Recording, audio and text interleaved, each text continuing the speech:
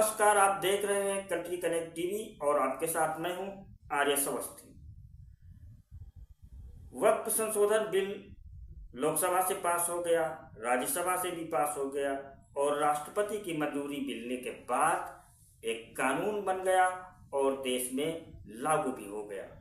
लेकिन हमारे देश में कई ऐसे तबके हैं, कई ऐसे संगठन हैं, कई ऐसी तंजीमें हैं, कई ऐसे लोग हैं जो मोदी सरकार से इस हद तक नफरत करते हैं कि वो कोई भी कानून ले आए, कोई भी योजना ले आए या कोई भी बात कहें, आंख मूंद कर सिर्फ उसका विरोध ही करना है। और ऐसे कट्टरपंथी जो संगठन हैं वो अब वक्फ संशोधन बिल के खिलाफ, वक्फ संशोधन कानून के खिलाफ भी लोगों को भड़का रहे हैं, उकसा रहे हैं और भड़काने और उकसाने के अपने काम में बराबर लगे हुए हैं। और देश के जो भोले भाले आम मुसलमान हैं वो इस भड़काऊ गैंग के भड़काने में कहीं ना कहीं आ ही जाते हैं और उसके बाद सड़कों पर उतर जाते हैं।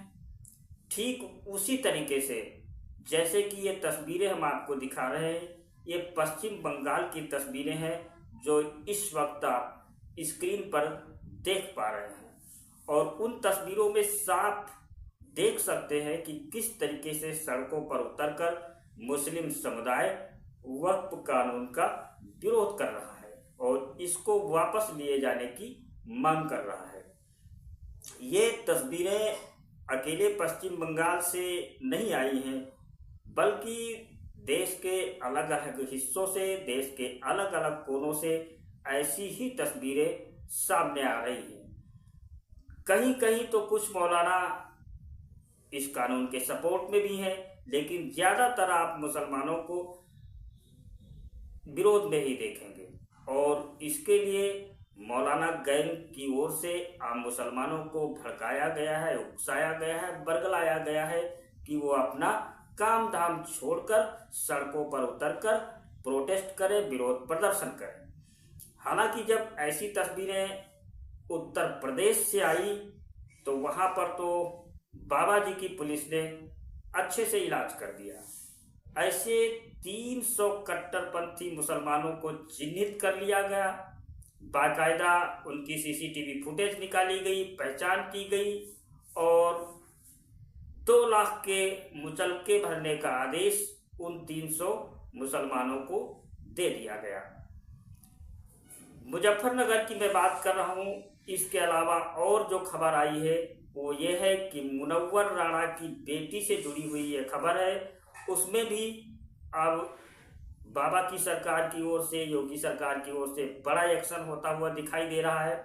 दरअसल बताते चले, मुनव्वर राणा की बेटी सुमैया राणा, जो कि समाजवादी पार्टी की नेता भी हैं, वो भी इस वक्फ बिल का विरोध करने के लिए सड़कों पर आने का प्लान तैयार कर रही थी, योजना बना रही थी। लेकिन समय रहते लखनऊ पुलिस ने पहले तो उनको नोटिस जारी किया, वो खबर हमने आपको पहले ही दिखाई थी, और 10 लाख का नोटिस जारी किया गया था सुमैया राणा को। इसके अलावा 10-10 लाख की 2 जमानत लेकर आने के लिए भी कहा गया था।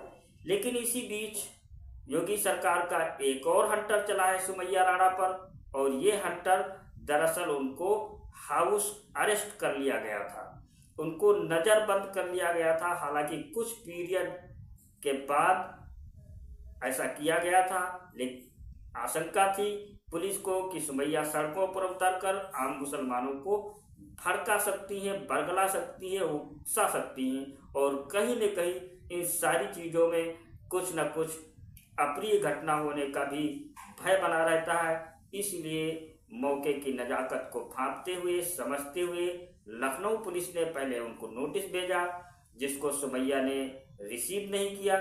फिर उनको व्हाट्सएप पर नोटिस भेजा गया, जिसके जवाब में सुमैया ने कहा कि ये तो तानाशाही की सरकार है, बीजेपी अपनी तानाशाही चला रही है, विरोध का हक सभी को है। और उसके बाद सुमैया ने यह भी कहा था कि वो संवैधानिक तरीके से इस लड़ाई को लड़ेगी।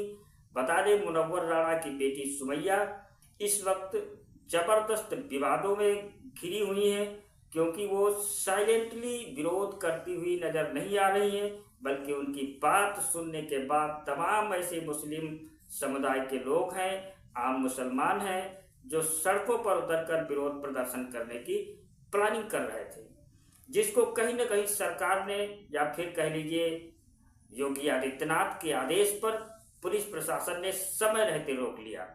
फिलहाल सुमैया को लेकर जो खबरें आई वो एक एक करके हमने आपको बताई।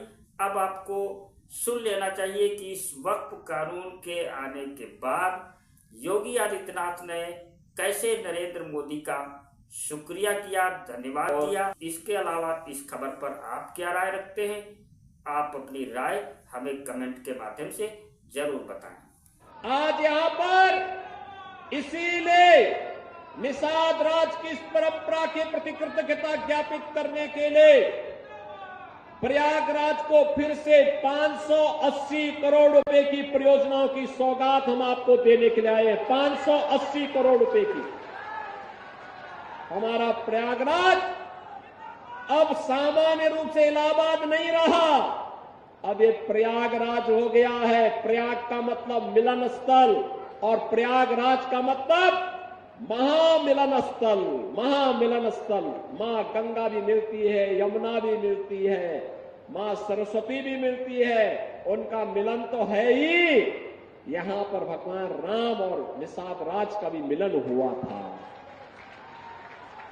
ये है मिलन स्थल, ये है प्रयागराज, ये है प्रयागराज। जो लोग प्रयागराज की पहचान को छुपाते थे, वे नहीं चाहते थे, वे नहीं चाहते थे इस पौराणिक सिटी को एक पहचान मिले। वे नहीं चाहते थे कि निषाद राज और भगवान राम के इस मिलन स्थल को एक पहचान मिले, क्योंकि उनके लिए अपना वोट बैंक महत्वपूर्ण था। देख रहे हो ना, देख रहे हो, यहां पर भी निषाद राज की पौराणिक भूमि पर कब्जा और जगह जगह शहरों पर भी वक्फ के नाम पर कब्जे किए गए हैं। अब तो हम प्रधानमंत्री जी के प्रति आभार व्यक्त करते हैं। देखा ना, वक्फ बोर्ड ने कैसा मनमानापन उस समय बयान दे रहे थे। जब हम कुंभ का आयोजन करने जा रहे थे, उस समय वो बयान दे रहे थे कि प्रयागराज में कुंभ की भूमि भी वक्फ की भूमि है। अबे हमने कहा ये बोर्ड क्या भूमाफिया बोर्ड हो गया क्या? भूमाफिया प्रदेश में नहीं चल सकते। माफियाओं को तो हम पहले ही विदा करा चुके हैं प्रदेश से। अब उत्तर प्रदेश में माफियागिरी नहीं चलेगी। महाकुंभ भव्य और दिव्य होगा। और बहनों और भाइयों, और भव्य और दिव्य कुंभ वहां है। हम आभारी हैं प्रधानमंत्री मोदी जी के, गृह मंत्री अमित शाह जी के, जिन्होंने वक्फ बोर्ड की मनमानी पर लगाम लगा करके वेलफेयर के कार्य के साथ ये सभी बोर्ड जुड़े। इसके लिए वक्फ बोर्ड से संबंधित एक अत्यंत महत्वपूर्ण अधिनियम को संसद में, लोकसभा में पारित किया है। आज राज्यसभा में भी पारित होगा। बहनों और भाइयों, देश के प्रति निष्ठा होनी चाहिए। अपने आप ही नियंता तो नियत साप है, तो नियंता मार्ग प्रशस्त कर देता है, अपने आप रास्ता बनाता है। और रास्ता क्यों नहीं बनेगा? अवश्य बनेगा। आखिर ये प्रयागराज हमारा पवित्र धाम था।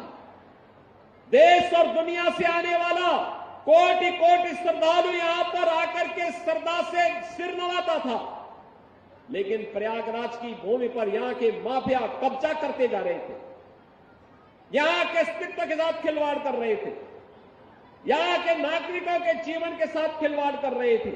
जो कोई भी आवाज उठाता था उसको ही मार दिया जाता था, अपहरण कर दिया जाता था, गायब कर दिया जाता था। अब ये नहीं चलेगा, अब ये नहीं चलेगा। सरकार की पहले दिन से जीरो टॉलरेंस की जो नीति थी, उस जीरो टॉलरेंस की नीति के अनुसार आज सरकार फिर से इन कार्यक्रमों को आगे बढ़ा रही है। और मैंने यहां पे कहा है, यहां पे भी निषाद राज का ये भव्य पार्क बना है। मिलन का पार्क, इसने प्रयागराज के नाम को फिर से सार्थक किया है।